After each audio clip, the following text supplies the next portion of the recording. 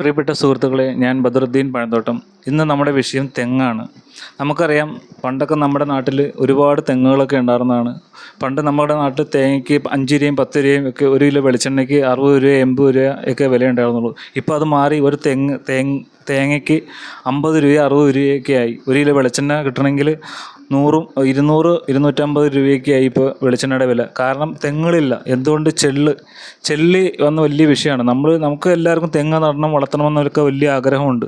നമ്മൾ നട്ട് വലുതായി ഒരിതായി വരുമ്പോഴത്തേക്കും ചെല്ലി കയറി തെങ്ങ് നശിപ്പിച്ച് കളയുന്നു. അപ്പോൾ ഇതിനൊരു പരിഹാരം, ഒരു മാർഗം ആണ് ഞാനിപ്പോൾ ഇന്ന് ഇവിടെ നിങ്ങളെ കാണിക്കാൻ പോകുന്നത്. കാരണം ഞാൻ 1-2 സ്ഥലത്ത് ഇത് കാണുകയും അവിടെ വിജയകരമായിട്ട് അവർ കൃഷി മുന്നോട്ട് കൊണ്ടുപോകുന്നതുകൊണ്ടാണ് ഞാനിപ്പോൾ ഈ ഒരു വീഡിയോ നിങ്ങളിലേക്ക് എത്തിക്കുന്നത്. ഇത് എൻ്റെ പറമ്പിലെ ഒരു തെങ്ങ് ഞാൻ ചെയ്തേക്കണതാണ്. അതിന് നമുക്ക് ആവശ്യമുള്ളത് ഒരു വലയാണ്. ഈ ഒരു വല ചൂണ്ടവല പോലത്തെ ഒരു വലയാണ്. ഇത് 1 മീറ്റർ 20 രൂപയുള്ളൂ. ഇത് നമ്മുടെ ലോക്കൽ കടകളിലൊക്കെ ഉണ്ട്. ഈ ഉണക്കമീൻ വിൽക്കണ കടകളിൽ നിന്നൊക്കെയാണ് ഞാനിത് വാങ്ങിയത്.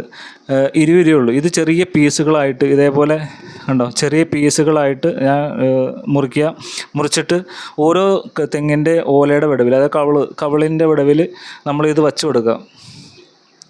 ഇത് കണ്ടോ, ഇത് ഞാൻ വച്ചേർന്നതാണ്. അപ്പോൾ അതുപോലെ നമ്മൾ ചെറിയ ചെറിയ പീസാക്കിയിട്ട് വെടുത്തണ്ട, ചെറിയ മുറിച്ച് അതേപോലെ തന്നെ ഉണ്ട പീസായിട്ട് ഇതിൻ്റെ ഉള്ളിലേക്ക് ഇങ്ങനെ ഓരോ പീസുകളിലേക്കും എത്തിച്ച് എല്ലാം വയ്ക്കുക. തെങ്ങ് വളർന്നതനുസരിച്ച് നമ്മൾ മേളിലേക്ക് വെച്ച് കൊടുക്കുക. ഇത് അതേപോലെ തന്നെ താഴെ മുതൽ വയ്ക്കണം. കാരണം ചെല്ലി എവിടെ വന്ന് കയറണേന്ന് നമുക്ക് കറക്റ്റ് പറയാൻ പറ്റില്ല. അപ്പോൾ അതേപോലെ നമ്മൾ വച്ച് കൊടുക്കണം. നമ്മൾ ശരിക്കും പറഞ്ഞാൽ എല്ലാ പ്രാവശ്യം തെങ്ങിൻ്റെ ഉള്ളൊന്നും പോകാറൊന്നുമില്ല. അപ്പോൾ നമ്മൾ പോകുമ്പോൾ ഇത് ശ്രദ്ധിക്കുക. അതേപോലെ തന്നെ ഇപ്പോൾ ഇതിനകത്ത് വയ്ക്കുമ്പോൾ എന്താ ഗുണം എന്ന് വെച്ച് കഴിഞ്ഞാൽ, ഈ ചെല്ലി വന്നിരുന്ന് ഇതിനകത്ത് കുടുങ്ങും.